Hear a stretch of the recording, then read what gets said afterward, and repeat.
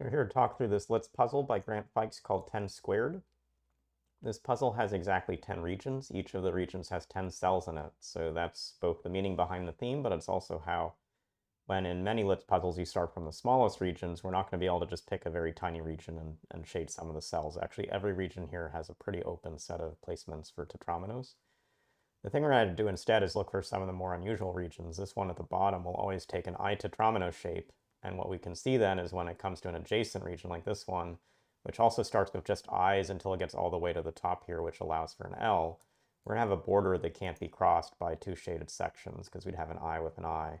And even across these regions, we've got a lot of cells that can't be crossed because of where I's next to I's would happen. In fact, the only connection we can make is an I into an L, and this is the only place for an L in this region. So the star of the puzzle is recognizing that constraint crossing regions, and is where this Monday puzzle is a pretty good teaching example for this different kind of step.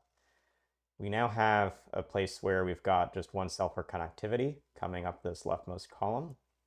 So we'll always have to shade these three cells. We want to avoid putting in another L, so this is not usable, this is not usable. We complete with this I. We now have exactly one more cell for connectivity into the next region, which we'll put in. Again, just one more cell for connectivity into the region after that. So we've got 5 of the 10 regions complete now. We've got, if I go over to my tab option, some more cells around these 2x2 blocks that can't both be shaded, and then actually marking those in, we'll see we can't get 4 cells shaded on the left side of this region. So we're left with just these 6 cells, and this cell in the middle is always shaded, but we don't know anything else yet about this.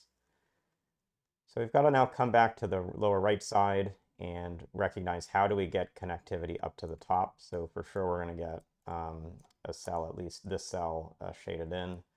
And to get connectivity to the top, we either need to get a high tetromino down here or some connection through this spot. So notice the furthest down the eye can reach on the far right side is to this cell, which means that the furthest down the last cell of this can be shaded here. So we can never start a tetromino all the way down here and come through the side.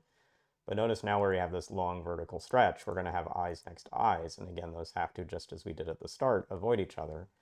And so the first cell that where this region and the region to the right can connect is where this I and this L come together as different shapes. So otherwise you'd have two eyes touching. And so we get this pattern to the grid.